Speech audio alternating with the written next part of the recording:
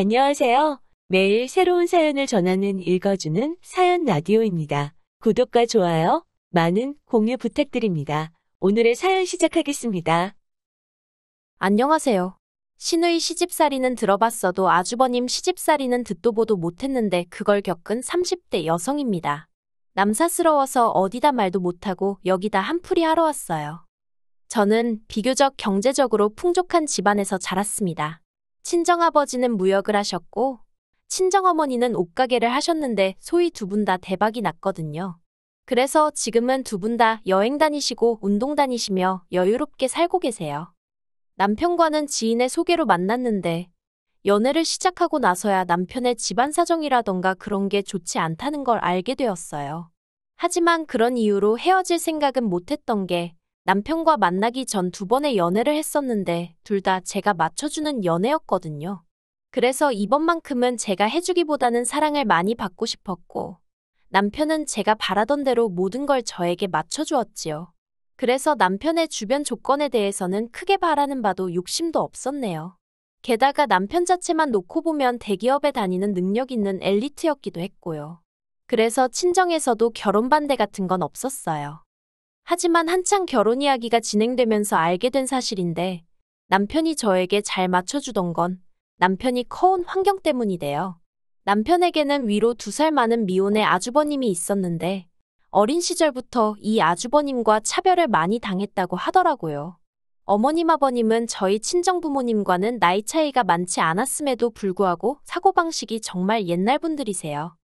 그래서 자식이 둘이든 셋이든 장남이 잘 되는 게 제일 중요하다 생각하시는 분들이셨지요. 그래서 어린 시절부터 남편은 장남인 형에게 많은 부분을 양보해야 했는데 그게 나중엔 몸에 배서 성격처럼 된 거예요. 그렇다 보니 때때로 남편은 자기가 원하는 게 있어도 상대가 싫다 하면 설득을 해본다던가 고집을 부리는 일은 없었고 바로 포기해버리게 된 거고요. 아무튼 그래서 결혼할 때도 장남인 아주버님이 개혼을 해야 하는데 저희가 먼저 결혼하겠다고 나선다며 집안망신이라고 결혼을 반대하셨어요.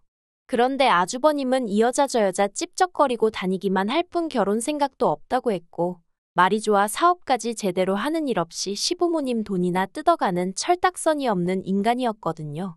그러니 언제 장가갈 수 있을 줄 알고 저희가 기다리고만 있을 수는 없었지요. 또 남편에게 말은 못했지만 여자라면 누구나 1살이라도 어리고 예쁠 때 드레스를 입고 싶잖아요. 그런데 다행히 제가 이런 일로 어머님과 직접적으로 부딪힐 필요는 없었습니다. 저는 나중에서야 알았지만 남편이 형이 장가 못 간 게 내 탓이냐, 왜 내가 피해를 봐야 하냐면서 어머님한테 크게 화를 냈다더라고요. 그런 전에 없던 남편의 태도에 어머님 아버님이 결국 결혼 승낙을 하셨고요. 하지만 어머님 아버님과 저희 부부 사이가 틀어지는데 그 일이 결정적인 이유가 된 건 아니었어요. 이후로 더 큰 사건이 남편을 기다리고 있었거든요. 이 이야기를 어떻게 어디서부터 시작해야 할지 싶지만 남편이 대학 졸업 후 직장 생활을 시작한 지 얼마 되지 않았을 무렵이었습니다.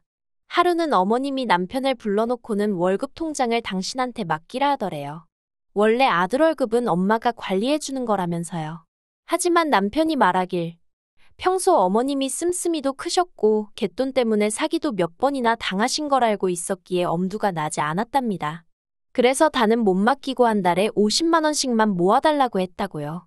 그리고 저와의 결혼을 앞두고 남편이 어머님께 그간 모아주신 돈을 돌려달라 했는데 남편 말에 따르면 이자는 고사하고 원금만 하더라도 6천만 원이라는 거금이 있어야 했대요. 하지만 어머니가 말씀하시는 건 고작 2천만 원이더랍니다. 그리고 그나마 그 2천만 원도 이미 아주버님에게 홀랑 주신 상황이었고요.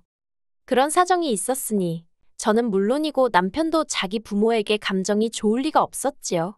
상황을 그렇게 만든 아주버님도 싫고 남편 기분은 아랑곳하지 않고 오로지 장남인 아주버님만 싸고 도는 어머님도 원망스럽다고요. 그렇지만 며느리로서 그래 아주버님하고 어머님 두 분 다 나쁜 사람들이야 라고 동조를 할 수는 없는 일 아니겠어요? 저는 그때만 하더라도 결혼한 지 얼마 되지 않은 시점이었으니 착한 며느리이자 좋은 아내이고 싶었거든요. 그래서 남편에게 지난 날은 잊어버리고 앞으로 당신과 나 우리 둘이 잘 살면 되는 거라고 남편을 어르고 달랬네요. 하지만 옆에서 보기에 남편은 여전히 어머님 아버님도 그렇고 아주버님에게도 그렇고 애증이라고 해야 할지 어쨌든 피를 나눈 가족이니 정이 그리운 눈치였어요. 그래서 처음엔 제가 시댁 식구들과 남편을 이어주는 중간다리라도 되어보려 했습니다. 제가 잘하면 남편을 더 예쁘게 봐주지 않으실까 그런 어리석고 순진한 생각을 한 거지요. 그래서 원래 제 성격이 그렇지 않음에도 불구하고 어머님께 다가가려고 이리저리 노력을 했네요. 그러다 작년 어머님 생신이었어요. 아침부터 시댁에 내려가 미역국에 갈비에 이것저것 상다리 부러지게 한상 차렸지요. 여담이지만 30년 넘게 키워주신 친정부모님께도 차려드린 적 없는 생일상을 여기 와서 이러고 있는 게 참 어이없기도 하고 좋은 마음으로 차리면서도 한편으론 그런 생각이 들더라니까요. 부엌에서 고군분투하는 건 저와 남편 둘뿐이었어요. 아주버님은 자기 어머니 생신상을 차리는 저희를 보고도 기껏 한다는 소리가 남편더러 너는 왜 거기서 그러고 있냐며 빈정거리는 것뿐이었지요. 남편은 그런 아주버님더러 와서 설거지라도 도와주라 했지만 돌아오는 건 어머님의 핀잔뿐이었습니다. 누가 언제 생일상 차리랬냐고 동생이 돼서는 형더러 이래라 저래라 했었냐고 말 조심하라고요. 그러자 남편도 더는 아무 말도 못하대요. 그리고 그런 남편을 보고 있는 제 마음은 짠하면서 동시에 짜증이 나는 거예요. 아무리 어머님한텐 아들이라지만 저한테는 제가 평생을 믿고 살아야 할 남편인데 어머님이 번번이 싫은 소리를 하시니 누군가의 말처럼 내 남편한테 욕을 해도 내가 하지 남이 하는 건 못 참겠더라니까요. 이윽고 생일상이 차려졌습니다. 그리고 뽐새 없이 아버님은 아직 방에서 나오지도 않으셨는데 아주버님이란 작자가 먼저 젓가락을 들고 입안 찬저반찬 들쑤시더라고요. 게다가 기껏 한다는 소리는 자기가 좋아하는 건 하나도 없다나요.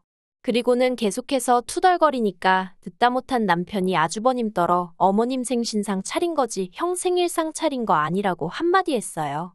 그러자 이번에도 어김없이 어머님이 나서서는 형이 한마디 할 수도 있지. 뭘 그렇게 예민하게 반응하냐면서 어차피 하는 음식 형이 좋아하는 걸로 했으면 좀 좋냐고 남편에게 무안을 주시는 거예요. 그리고 그 모습을 보고 있자니 그때만큼은 정말 못 참겠더라고요. 그래서 아주버님도 어머님도 드시기 싫으시면 안 드셔도 된다고 차렸던 음식들을 전부 다 반찬통에 옮겨버렸어요.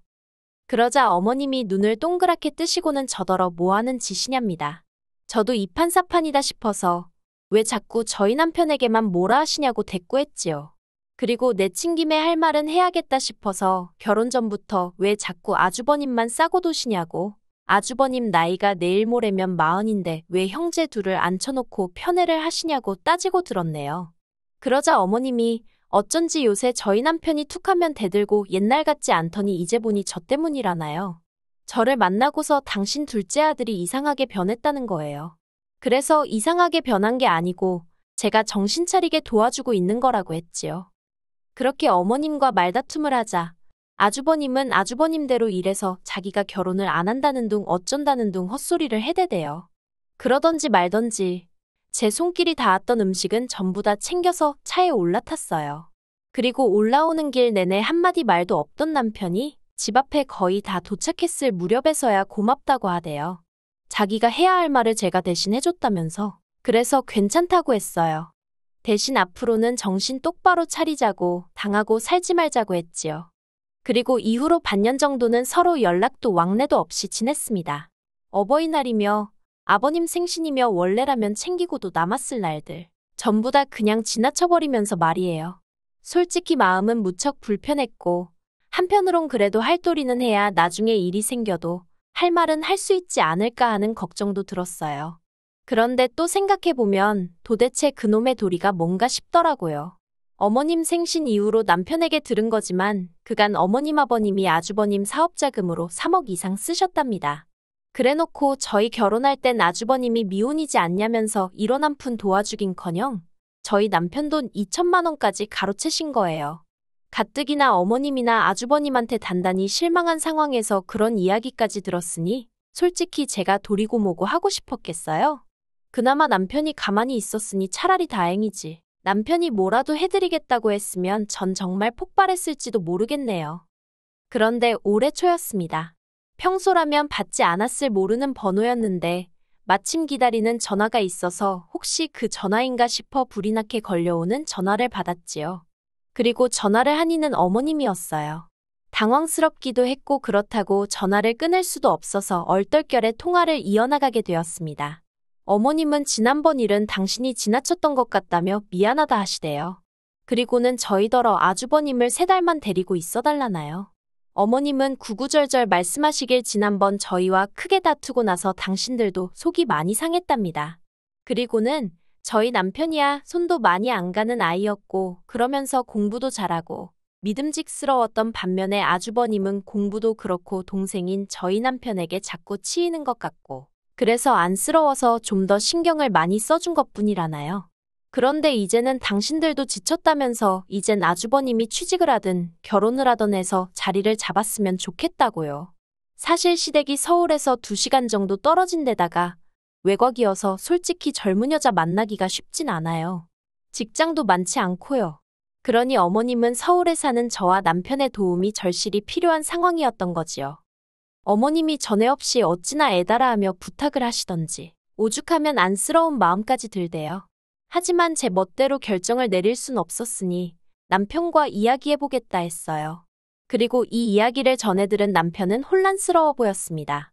이번 기회로 어머님 아버님과 관계 회복을 할 수 있을지도 모른다는 기대감도 엿보였고 동시에 아주버님과 같이 살 생각에 스트레스를 잔뜩 받는 것도 같았거든요. 그리고 결국 며칠 뒤 아주버님이 저희 집으로 오게 되었습니다. 어머님이 하신 말씀도 있고 3달이라고 기간도 정해주셨으니 저는 솔직히 아주버님이 빡세게 직장을 알아본다던가 하다못해 결혼할 여자라도 찾아보려는 줄 알았어요. 하지만 저희 집에 온 지 1달이 넘어가도록 하는 일이라곤 핸드폰으로 게임하고 채팅하는 게 전부였지요. 밥도 다 차려놓고 식사하세요 소리를 안 하면 처먹을 생각을 안 했고요. 그뿐만이 아니라 저와 남편이 지내는 생활 방식에 훈수까지 두대요. 저희 집에 있는 건조기와 식기세척기를 보더니 집안 살림을 너무 편히 하려고 드는 거 아니냐 그러고 친정 부모님이랑 외식이라도 하고 오면 시부모님 생각은 안 나냐며 빈정거립디다. 게다가 저희 집 관리비 영수증을 자기가 내줄 것도 아니면서 멋대로 펴보고는 가스비가 왜 이렇게 많이 나왔냐. 전기세도 보통이 아니다. 듣다 못한 제가 둘이 살다 셋이 되었으니 당연한 거 아니냐고 쏘아붙였어요. 그랬더니 그걸 그대로 어머님한테 일러서는 어머님이 저더러 네 아주버님한테 뜨거운 물 쓰지 말라고 했냐. 난방 못 키게 했냐. 별소리를 다 들었네요. 그래도 꾹꾹 눌러 참았습니다. 3달까지 2주밖에 안 남은 상황이었기에 어떻게든 잘 버텨보자는 생각뿐이었지요. 그런데 기어이 어머님이 선을 넘으시대요. 그날은 회사 창립일이라 출근을 안 했어요. 그래서 모처럼 친구를 만나 브런치를 먹고 집에 돌아왔는데 문 앞에 택배가 잔뜩 쌓여 있었습니다. 올 게 없었기에 받는 사람 이름을 살펴보니까 제 이름이 적혀 있었고요. 알고 보니 어머님이 보내셨더라고요. 도대체 뭘 보내신 건가 싶어서 하나만 살짝 뜯어보니 예전 시댁에서 아주버님 방에 있던 장난감 인형들이었습니다. 설마 싶어 한 상자를 더 뜯어보니 이번엔 아주버님 보멸음 옷이었고요. 보아하니 전부 다 아주버님 짐인 모양이대요. 그래서 어머님께 전화를 드리고는 왜 이런 걸 전부 다 여기로 보내셨냐 물었습니다.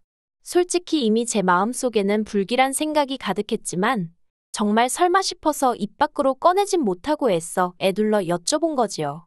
그리고 아니나 다를까 어머님께서 하시는 말씀이 아주버님하고 몇 달 더 같이 지내라는 겁니다. 저도 알다시피 직장도 여자도 아무것도 해결되지 않았지 않냐면서요. 그래서 안 된다고 했어요. 노력을 안 하는데 직장이고 여자고 하늘에서 뚝 떨어지냐고. 그리고 더는 아주버님 수발도 들기 싫다 했지요.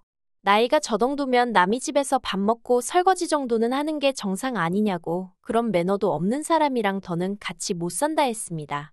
그러자 어머님이 네가 그런 식으로 나올 때마다 네 남편이 미움을 받는 거라며 저를 다그치시대요. 저희 남편의 입지는 저하기 나름이라나요. 그리고는 전화를 딱 끊어버리셨어요. 저는 도저히 화를 참을 수가 없어서 아주버님이 지내던 방에서 아주버님 짐을 전부 다 끄집어냈습니다. 그리고 여행용 가방에 마구잡이로 쑤셔 넣었지요. 어머님이 보내신 택배들과 함께 현관밖에 내놓고 현관 비밀번호도 바꿔버렸습니다. 그리고는 심부름센터에 연락해 비용이 얼마가 들어도 좋으니 이 짐들을 전부 다 시댁으로 지금 당장 돌려보내주라 했어요. 그리고 몇 시간 뒤 누가 현관문을 삑삑 눌러대더라고요. 인터폰으로 내다보니 아주버님이었습니다. 당연히 문은 안 열렸지요. 그러자 제 핸드폰으로 전화가 와서는 비밀번호 바꿨냐고 묻길래 맞다고, 그리고 아주버님 짐도 다 뺐으니까 지금 이 길로 시댁으로 그냥 내려가시라 했어요. 그러자 뭔 개소리냐면서 욕을 하는 거예요. 마음 같아선 개소리는 너네 엄마가 먼저 했다 하고 싶었지만 차마 그러진 못하고 어머님이랑 이야기해보라 했네요. 그리고 남편에게도 전화해서 현관 앞에 아주버님이 버티고 있는 한 당신도 이 집엔 못 들어온다 했습니다. 그리고 이후로 뭐 구구절절 적을 것도 없어요. 심부름 센터에 맡겼더니 몇 시간도 안 걸려서 시댁의 짐이 다시 다 돌아갔거든요. 어머님한테 전화가 와서는 지금 이게 뭐 하는 짓이냐, 너 우리 장남을 내쫓은 거냐 어쩌냐 말 그대로 뒤집어졌지요. 남편한테 어머님이 어디서 그런 걸 데려와서는 형을 욕보인다고 어쩌고, 그리고는 또 금세 태도를 달리하시면서 늙은 부모가 언제까지 형을 챙겨야겠냐, 동생이 할 수도 있는 거라며 남편을 타이르시더랍니다. 그런데 남편이 그랬대요. 자기가 자기 주변에 자기를 생각해주는 사람이 누가 있나 하고 곰곰이 생각해봤는데 저밖에 떠오르지가 않더래요. 자기를 위해서 울어주고 웃어주고 하는 사람이 와이프인 저밖에 없다면서 그러면 자기가 누구 편에 있어야겠냐고요. 그리고는 어머님더러 형님이랑 앞으로 행복하게 사시라 그랬답니다. 아주 힘들고 고될 때는 둘째 아들로서 도와드릴 수 있으면 도와드리겠지만 가급적 연락은 하지 않고 지냈으면 좋겠다면서요. 그래서 지금은 아예 왕래가 없습니다. 일단 남편이나 저나 핸드폰 번호부터 바꿔서 어머님이 저희한테 연락을 하시려면 친척 한 분 정도는 거쳐야 할 텐데 저희 어머니가 체면을 엄청 중시하시는 분이라 아마 그렇게는 못하시지 않을까 싶어요. 그나저나 어떻게 사연을 끝내야 할지 모르겠네요. 아, 마지막으로 아주버님 소식을 듣긴 했습니다. 어떤 꽃뱀한테 걸려가지고 돈만 1,000만 원 가까이 뜯겼다나요. 에휴, 말해 뭐 하겠어요. 아무튼 이제는 어머님과 아주버님으로부터 완전히 벗어나 저랑 남편이 행복하게 잘 살고 있으니 그거면 충분합니다. 긴 이야기 들어주셔서 감사합니다. 오늘의 사연은 여기까지입니다. 구독과 좋아요, 알람 설정해주시면 앞으로 더 좋은 사연으로 찾아오겠습니다. 감사합니다.